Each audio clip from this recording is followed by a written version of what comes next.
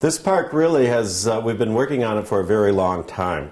The quarry was used a little bit for swimming in the 1950s and 1960s, but there was a worry about liability, and so this whole area was actually fenced off and not able to be used. In fact, it was an eyesore.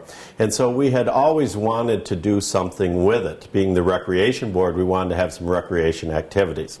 So we started probably about 7 years ago looking into how we'd get money to create a 40-acre rec park that would really entail this quarry. And not only have this quarry, but have some tennis courts and some fishing and some swimming. And so in our research, we found that what we really needed is to write a grant and a recreation plan that would encompass it. So we really started in earnest about 5 years ago to write the plan, and we started 3 years ago to write the grant, and we were lucky enough to get a Michigan DNR Trust Fund grant, and that gave us some money to do this.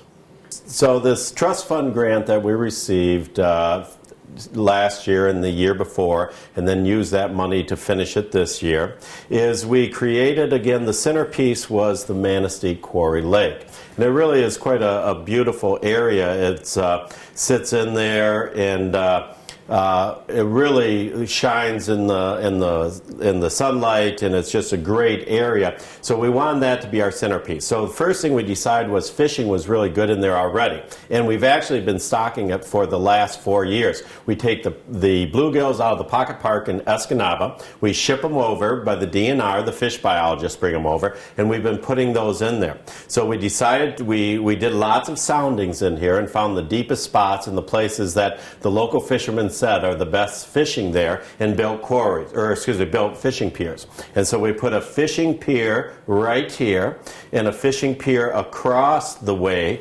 and those are handicap accessible. They are perfect for kids, families, or anybody, and we really have gotten a lot of anglers. In fact, at our Central Park opening, we did a little fishing tournament, and we had people not only on the piers, but they were lined up throughout here, and we had probably 60 people fishing at one time.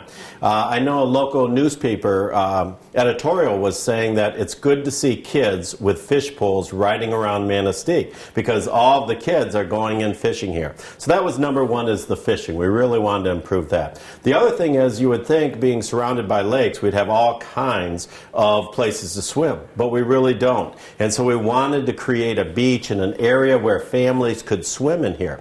And so what we had to do is we had to take all of the sand out that was in there, because it was the wrong type of sand. It was too fine. And so we mucked all of that sand out and put brand new sand in that would be really firm, and also put a blanket under it. And so we have a great sand beach. And this sand beach, then we have buoys out there, and so it's very family oriented. And so we have the beach on the north end and the fishing. And then also, though, we're trying to make recreation for everybody. So there's a lot of people who enjoy tennis, and there were no tennis courts. We actually had one really broken up one. And so what we did is we decided to create a brand new tennis facility, 2 brand new tennis courts. And they're beautiful tennis courts, and they get lots of use. In fact, now that we have the facilities, next year we're planning on starting a tennis league. Then along with that, there's a lot of kids that really like basketball. And so, you know, the gym here at Manistique is only open on certain times, and so this way we created 2 full-size courts where the kids at any time can be playing basketball. And so that has helped a great deal. And plus, that is right on that Maple Street corridor, and so it's very visible.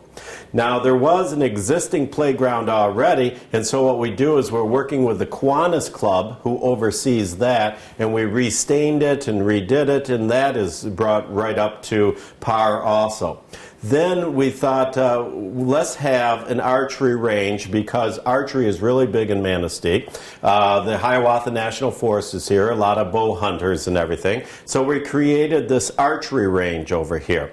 We worked closely with the DNR, and we are still working with the DNR. In the school system, they actually do a unit on archery where we're going to use the archery range. We also have had whitetails helping us, and so that we will help to together we will volunteer and man this area and create some 3D targets and possibly even an elevated archery range. For right now, we just have the range, though. We needed access to these areas, so we put in a beautiful road that accesses this whole area, and so people in parking, so people can park and enjoy the area. There's also lots of picnic area through here. We left as many trees as possible, and then one other thing that's really popular is the walking trail. So we built a walking trail right around the quarry. It's exactly a half-mile long, and that gives people an opportunity to walk and enjoy the scenery and also get a little exercise. We're very pleased with Phase 1. This was all Phase 1 of Central Park. And we've done everything we said we were going to do in Central Park. And so we're really excited. Now we're ready to move on to Phase 2. So this is an ongoing process. Phase 2 then, up here at the entrance in, we're planning on putting a skate park. Skate park so that some youth do not like necessarily basketball or tennis. They really have been into skating, so they've been asking us, and they've been actually raising money, and they have a $4,000 donation if we're willing to do it. Also, what is popular is volleyball here. So behind that, we want to put in some sand volleyball courts. They're not really expensive to put in, but again, that's a segment of the population we hope to take advantage of. Then next to the skate park, we're going to put in a parking lot, because in the winter we have a ski hill that we are going to be revamping because we want some wintertime recreation. And so with the parking lot, in the summer it can be for the skate park, in the winter it can be for the ski hill. We also wanted to plan on some bathrooms, therefore, so people can change for the beach, and for obviously you need to go to the bathroom when using the park. So we're going to put in this area a bathroom facility with running water, and so that can access quite a few areas. The people playing the ball field can access it, at the beach can access it, so a bathroom facilities.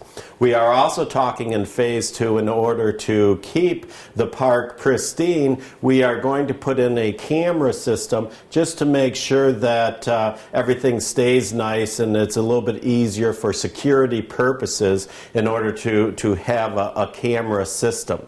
The last thing we're hoping to do in this Phase 2 again is we raise local funds, and we would need to raise about $150,000 local funds, but that would free up over $400,000 again with Phase 2 of the Michigan DNR Trust Fund grant.